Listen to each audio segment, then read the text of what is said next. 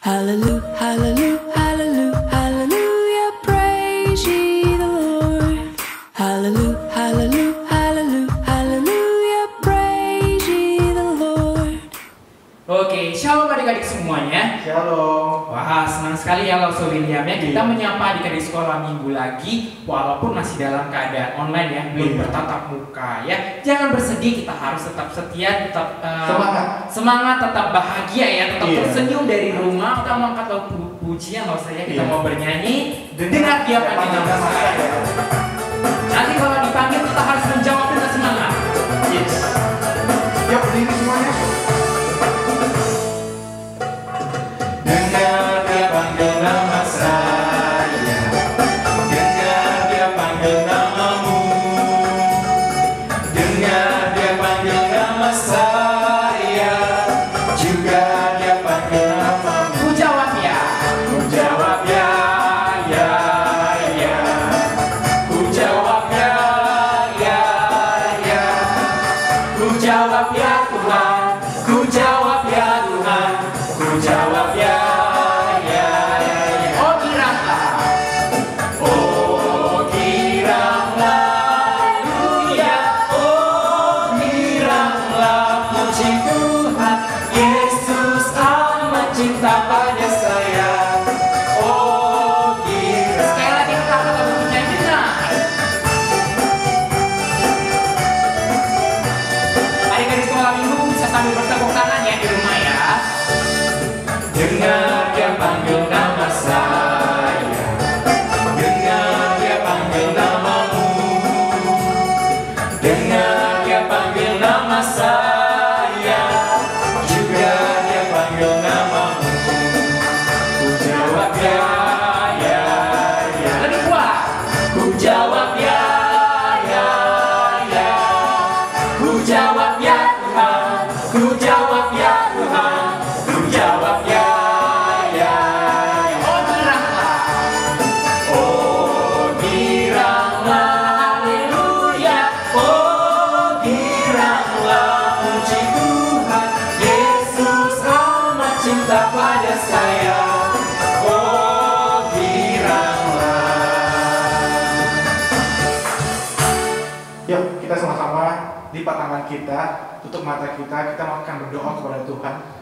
Terima kasih Tuhan untuk semua yang Kau beri pada setiap kami hari ini. Berkatilah kami untuk selalu mau belajar firman Tuhan lebih dalam lagi. Terima kasih Tuhan untuk semua yang Kau beri kepada setiap kami hari ini untuk mau belajar terus, semangat terus beribadah pada Tuhan meskipun keadaan kami belum baik. Tapi terus bentuk kami sebagai anak-anak yang mau taat kepada Tuhan. Terima kasih Tuhan untuk semua yang Kau beri pada setiap kami hari ini. Dalam nama Tuhan Yesus, kami berdoa dan ucap syukur. Amin. Amin.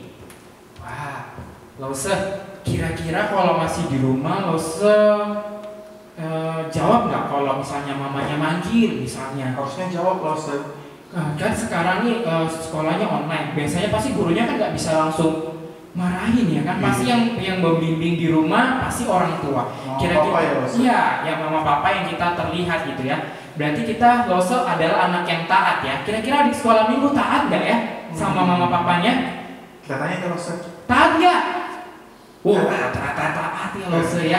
Oke, kalau taat sama mama papanya, kira-kira taat nggak ya sama bapak kita yang di surga? Harusnya lebih taat. Ya, harusnya lebih taat ya Lause ya. Oke, untuk itu mari kita angkat lagu pujian. Ada di sekolah minggu boleh berdiri dari rumah masing-masing. Kita angkat lagu pujian TAAT.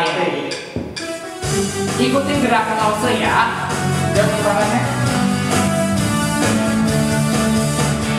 TAAT, TAAT, taat, taat, taat, taat. Anak sekolah minggu itu yang Tuhan mau. Taat kepada Tuhan. TAAT. TAAT, TAAT, taat, taat, taat, taat. Anak sekolah minggu itu yang Tuhan mau. Taat kepada Tuhan. Sekali lagi TAAT.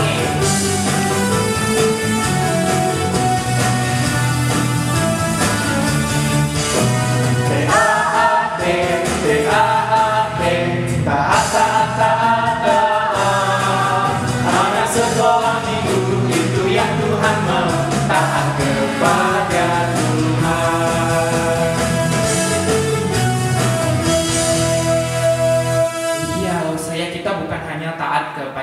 saja ya, tapi kita juga taat sama mama papa kita di rumah.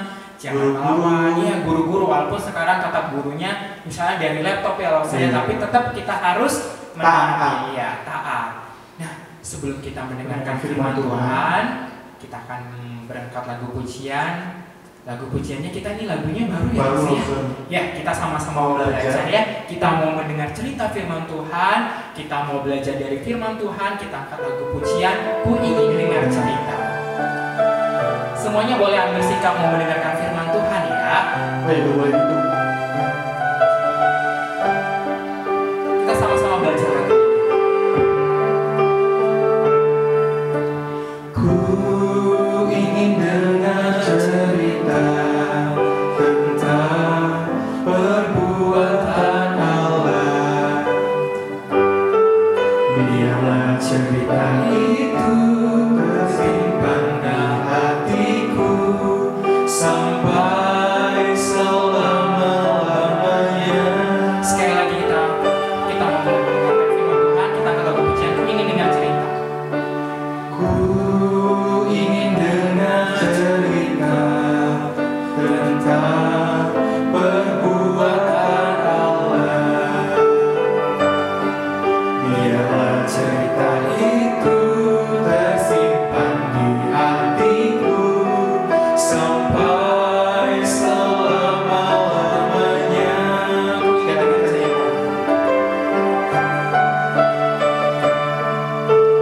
Ku ingin dengar cerita tentang perbuatan Allah.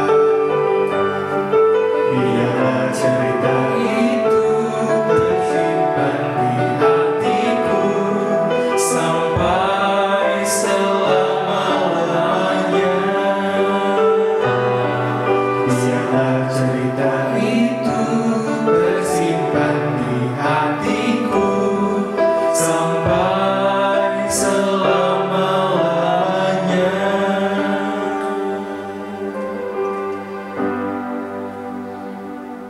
Halo adik-adik semuanya, apa kabar kalian? Senang sekali kembali Lause Agis bisa menjumpai kalian dalam sesi cerita sekolah minggu di minggu ini. Sebelum kita mendengarkan cerita firman Tuhan hari ini, Lause rindu mengajak kalian semuanya untuk berdoa terlebih dahulu. Mari kita berdoa. Tuhan, terima kasih untuk waktu pagi ini kami boleh kembali belajar firman Tuhan. Bimbing kami agar kami dapat mengerti firman yang akan disampaikan Lause dan kami boleh melakukannya dalam kehidupan sehari-hari.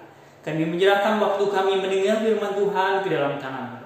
Di dalam nama Tuhan Yesus kami bersyukur dan berdoa. Amin.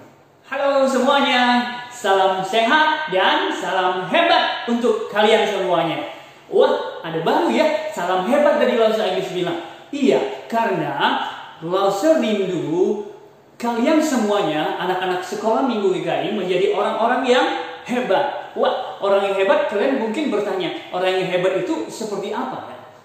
Orang-orang di luar sana bilang, orang yang hebat itu orang yang kaya, super kaya, lalu punya segala sesuatu, apalagi punya yang orang lain gak punya, lalu sudah misalnya dia sudah keliling dunia, wah hebat betul ya, semua orang pingin loh menjadi orang hebat. Tetapi benarkah orang-orang hebat itu orang-orang yang seperti itu saja?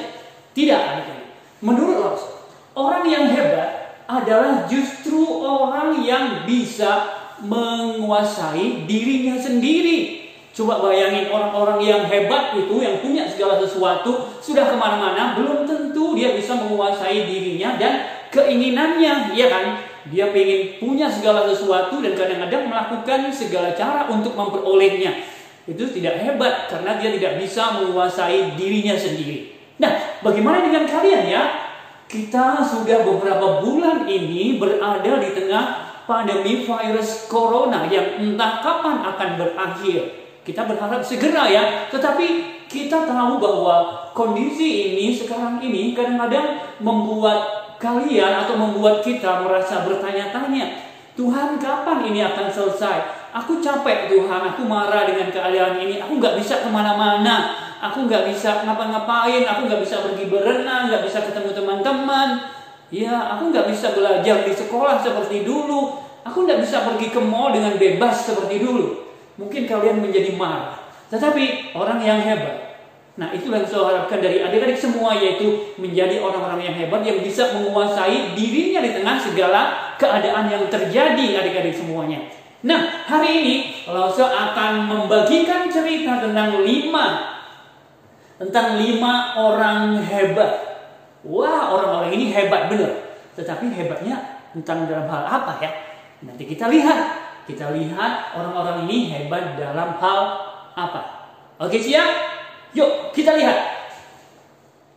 Nah, ini dia orang hebat yang pertama. Dia bernama Bapak Joseph Smith. Wah, kalian mungkin belum pernah dengar nih. Hebatnya apa nih Bapak Joseph Smith? Bapak Joseph Smith itu seorang yang muda dan kaya. Dan hebatnya, sebetulnya Lause agak malu sih ngomongnya. Tapi nggak apa-apa deh. Lause anggap dia orang hebat nih. Nggak biasa loh orang kayak gini. Aduh, agak jarang. Apalagi ya dalam kondisi budaya kita orang timur, wah ini mungkin hebat nih ya. Oke, coba hebatnya apa ya? Dia itu mempunyai titik-titik apa ya? Aduh, malu loh saya ngomongin sebenarnya. Dia itu mempunyai 30, mana 30 ya? 30 apa teman-teman? Pesawat? Bukan. Aduh, pesawat. Banyak kali hebat itu ya. Tapi dia itu hebatnya mempunyai 30 apa namanya? Istri. Wah, aduh, malu. Mempunyai 30 istri. Banyak itu. Aduh, satu aja nggak habis-habis. Ini punya 30. Wih, tapi ada orang yang kedua yang bernama Mr. Ciona Chana. Wah, dia mempunyai lebih 9 dari yang tadi. Kalau Pak Joseph Smith 30, lebih 9 berarti 39 istrinya. Lalu ada lagi yang ketiga. Orang hebat ketiga bernama Bapak Muhammad Bello Abu Bakar. Wah, ini orangnya hebat nih. Dia lebih dari 39. Dia itu memiliki istri sebanyak 100. Wih, 100. Bayangin coba hidup dengan istri sebanyak itu dan anaknya juga pasti banyak. Wah, kalian nanti bisa lihat ya. Hebat kan?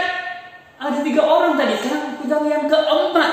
Dia itu bernama Bapak Warren Jeff. Nah, Bapak Warren Jeff ini juga hebat nih. Walaupun dia masih kalah dengan Bapak Muhammad Bello Abu Bakar yang punya 100. Tapi Bapak Jeff sudah ngalahin kita semua. Bapak Jeff dia punya 80 istri. Waduh, banyak nih. Wah, hebat nggak sih? Ya, hebat sih. Wah, bisa punya banyak istri, anaknya masih banyak, dan dia mungkin juga kaya ya. Kalau nggak, gimana bisa menghidupi sebegitu banyak istri orang-orang ini ya? Kalau kita jumlahkan dari jumlah mereka tadi, ada 39, ada 30, kemudian ada 100, ada 80, kurang lebih ada 200 berapa orang ya? Ada kurang lebih 249 istri yang diperistri oleh 4 orang hebat tadi. Hebat kan? Banyak sekali. Wah, hebat betul mereka itu. Istrinya banyak sekali. Belum apa-apa itu. Kecil dibanding seorang raja yang hidup ribuan tahun lalu dan sampai hari ini belum ada seorang yang bisa menandingi kehebatannya. Alkitab memberitahu kita, raja ini bernama depan huruf S. Coba kalian pikir-pikir, siapa sih raja Israel yang bernama huruf S dan dia orang hebat? Ada, mungkin kalian berpikir Saul, ya dia hebat, tetapi masih kalah hebat dengan yang satu ini. Alkitab memberitahu namanya adalah Raja Salomo. Wah, kalian pasti tahu kan hebatnya. Raja Salomo itu adalah raja yang super hebat. Super duper hebat. Hebat banget gitu kalau boleh digambarkan ya. Apa sebab Rasul bilang gitu? super duper, super hebat sekali.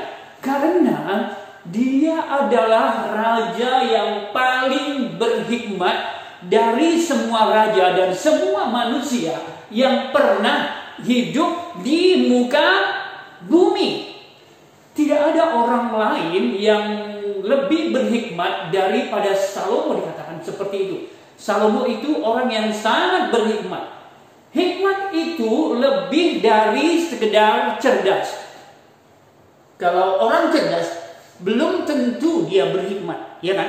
Ada orang yang cerdas, pintar sekali, tapi tidak berhikmat dalam hidup. Contohnya, dia menggunakan kecerdasannya untuk mencelakai orang, misalnya para pembuat bom, misalnya. Itu orangnya cerdas, pintar, tetapi tidak berhikmat dalam menggunakan hidupnya. Atau banyak orang-orang lain yang menggunakan kecerdasan yang diberikan Tuhan untuk hal-hal yang merugikan orang lain. Raja Salomo itu berhikmat. Orang yang sangat super berhikmat. Dia itu memiliki hikmat yang datang dari Tuhan. Bagaimana Tuhan bisa memberi? Karena Salomo meminta apa yang benar di hadapan Tuhan. Waktu Tuhan menyuruh Salomo untuk minta apa yang kamu inginkan dariku, kata Tuhan, Salomo mengatakan, berikanlah aku hikmat. Dan itu benar di mata Tuhan, karena ketika Salomo memiliki hikmat, segala sesuatu itu mengikuti dia. Jadi hikmat membuat Salomo memiliki segala sesuatu karena dia punya hikmat. Karena hikmatnya, semua raja-raja di sekitar Israel ingin melihat betapa hebatnya yang diceritakan oleh orang-orang lain yang sudah terlebih dahulu bertemu dengan Salomo. Banyak di antara mereka datang ke kerajaan Israel dan ingin membuktikan seperti apa sih hikmatnya Salomo. Dan benar, sebuah kesaksian di dalam Alkitab mengatakan ketika raja ini bertemu dengan Salomo, dia mengatakan benar apa yang dikatakan oleh orang-orang lain. Engkau adalah raja yang sangat berhikmat dan sungguh-sungguh lebih daripada yang mereka katakan. Karena hikmatnya, semua raja-raja di sekitar kerajaan Israel itu hormat dan tunduk kepada Salomo. Selain itu, mereka membawa banyak sekali persembahan terbaik. Ketika itu ada emas, tembaga, dan barang-barang berharga lainnya yang dibawa ke kerajaan Israel karena mereka hormat dan tunduk. Entah bagaimana caranya, dengan hikmat Tuhan, Salomo bisa mempengaruhi semua orang ketika itu, raja-raja yang lain, sehingga mereka dengan sukarela memberikan banyak dan bermacam-macam persembahan. Dan kerajaan Israel, kalau lo bayangkan, adalah sebuah kerajaan yang super megah. Kalau sekarang ini apa ya yang gedung yang megah gitu ya di dunia ya. Tapi mungkin kerajaan Salomo ketika itu jauh lebih megah. Karena apa? Karena terbuat dari emas. Banyak kerajaan, banyak gedung kerajaannya di zaman Salomo itu dibangun dengan dilapisi emas murni. Wah, hebat kan? Karena dia punya banyak sekali emas persembahan dari raja-raja. Tetapi adik-adik semuanya, di segala kehormatan dan kehebatan yang dia miliki, ada sebuah bahaya yang lain. Bahaya apa? Bahaya apa? Tidak ada yang bisa mengancam Salomo. Oh, ada, jangan pikir tidak ada. Salomo memang punya tentara yang hebat, punya prajurit yang banyak, pengawal yang banyak. Prajurit pribadi, pengawal pribadi yang super. Tetapi ada bahaya yang lain yang mengancam Salomo dan kadang tidak disadarinya. Di antara banyak raja-raja yang datang itu, ada apa ya? Tebak kalian ada apa ya? Yang bisa membuat Salomo jatuh. Bukan karena ancaman pembunuhan, tidak. Tetapi di antara raja-raja yang datang itu, mereka membawa putri-putri yang cantik jelita. Wah, siapa sih yang tidak suka wanita yang cantik? Salomo. Wah, Salomo suka, dan itu yang membuat Salomo jatuh. Ketika dia melihat putri-putri yang cantik itu, hatinya meleleh seperti es. Dan Seandainya Salomo ketika itu punya gitar, mungkin dia akan menyanyi adik-adik. Dia mungkin akan menyanyi lagu ini. Aku jatuh cinta padamu sejak pertama kita bertemu.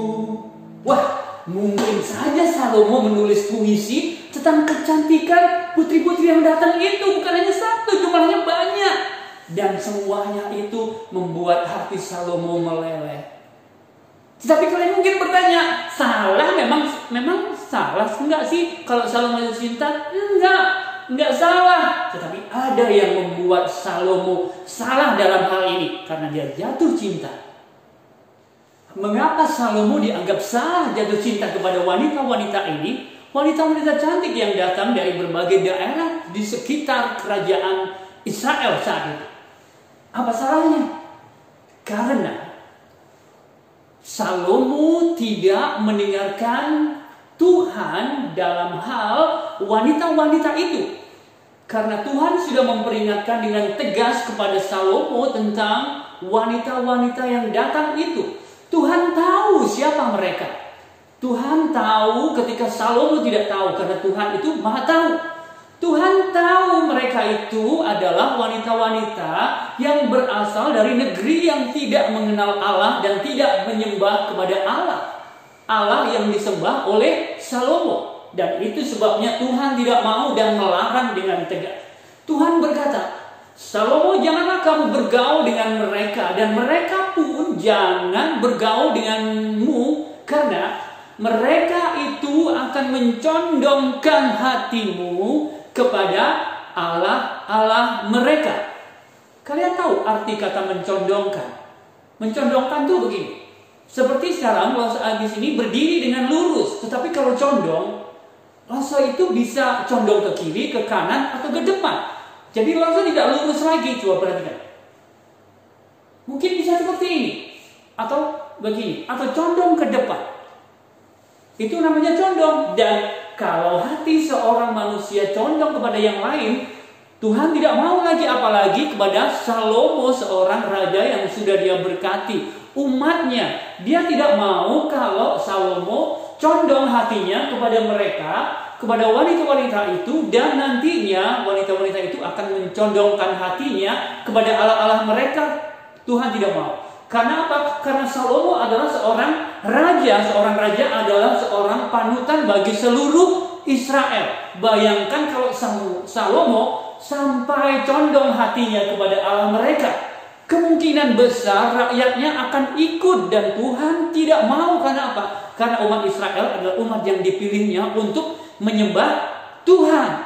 Dan Tuhan sekali lagi dengan sungguh-sungguh memperingatkan Salomo supaya tidak jatuh cinta kepada wanita-wanita itu yang akan membuat hatinya condong kepada Allah-Allah mereka.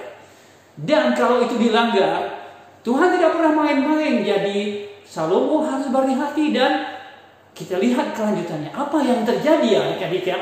Setelah Salomo akhirnya memilih mencondongkan hatinya kepada mereka, lalu Salomo pun menuruti wanita-wanita yang kepadanya Salomo jatuh cinta dengan membangunkan kuil-kuil tempat ibadah mereka.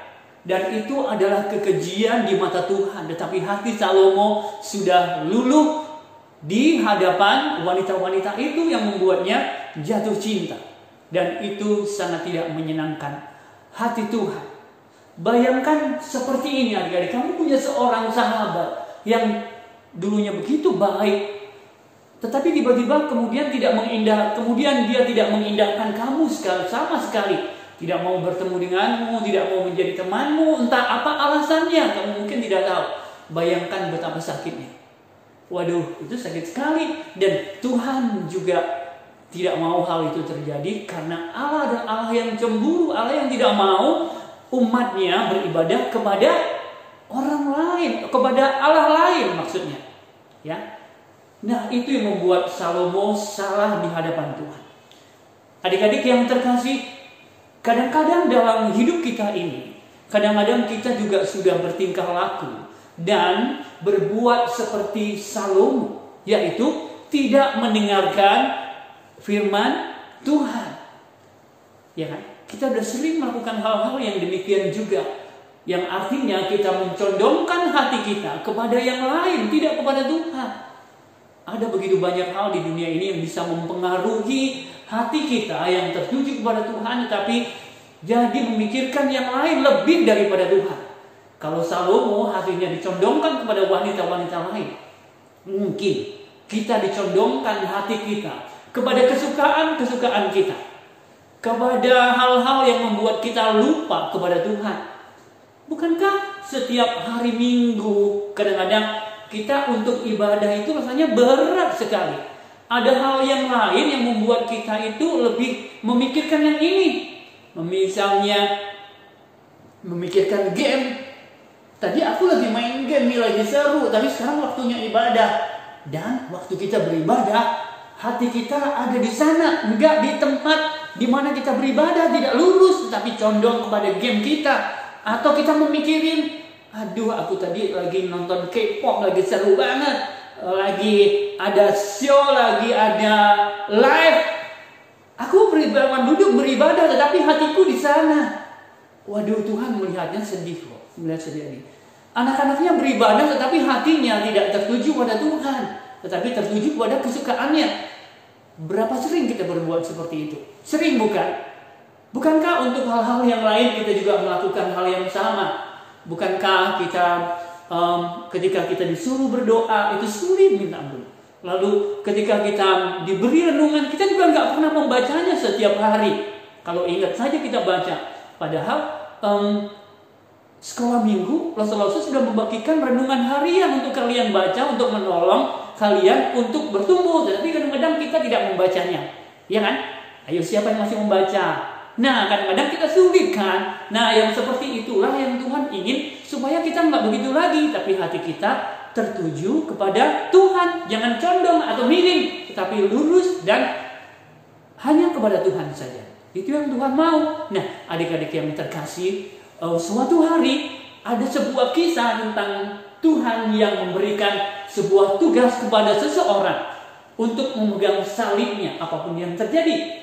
Nah, kalian lihat ya, apa yang akan terjadi. Nah, seperti itulah yang Lausa inginkan dalam kehidupan kita semuanya. Setelah kalian melihat video ini nanti, kalian renungkanlah. Selama ini kalian sudah setia kepada Tuhan atau lebih banyak condong kepada yang lain seperti Salomo, condong kepada istri-istrinya yang mencondongkan hatinya daripada Tuhan. Bagaimana dengan hidup kita?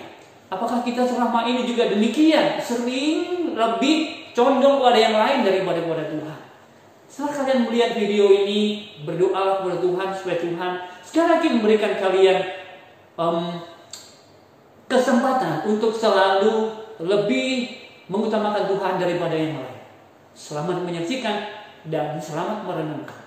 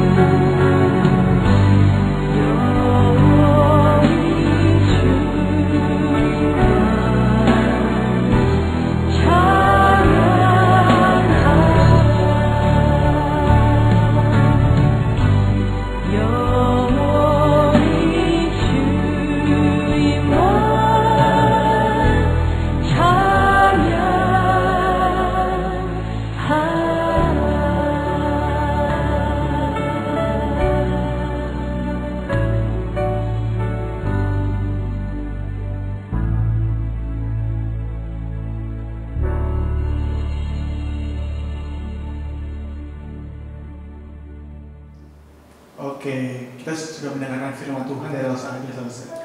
Iya, terima kasih ya. Kita harus terima kasih sama Los Angeles. Betul sekali Los ya. Terima kasih Los Angeles buat firman Tuhan hari ini.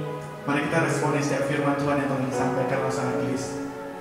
Mari kita belajar untuk taat kepada Tuhan, mau tetap setia sama Tuhan, meskipun mungkin kita berada di situasi ini, bisa terjadi di sini.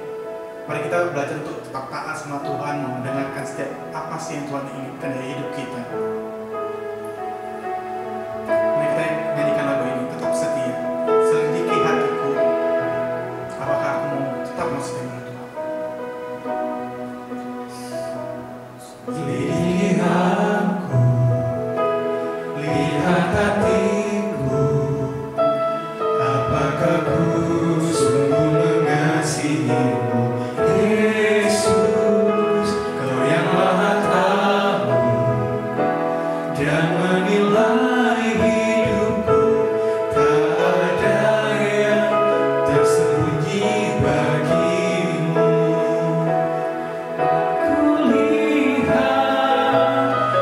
Kebaikanmu yang tak pernah habis di hidupku, ku berjuang sampai akhirnya Kau dapati aku tetap setia. Mari kita nyanyikan lagu ini sekali lagi. Selidiki hatiku. Selidiki aku, lihat hatiku, apakah ku sungguh mengasihimu, Yesus, Kau yang Maha Tahu dan menilai hidupku, tak ada yang tersembunyi bagimu. Telah kulihat kebaikanmu yang tak pernah habis di hidupku, ku berjuang sampai akhirnya Kau dapati aku tetap setia. Telah kulihat kebaikanmu yang tak pernah habis di hidupku, ku berjuang sampai akhirnya Kau dapati aku tetap setia.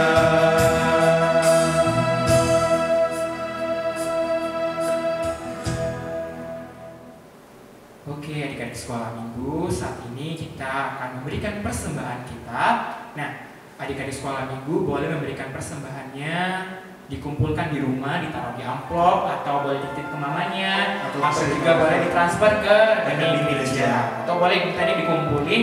Nanti pas kita udah ibadah langsung, ibadahnya bisa bertatap muka, kembali ke gereja, boleh adik-adik sekolah minggu bawa ke gereja kita.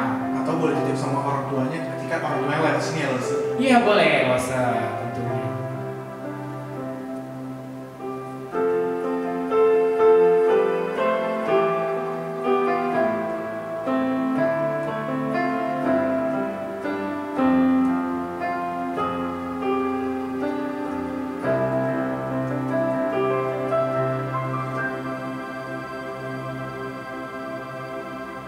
Ini juga kita ibadah kita hari ini.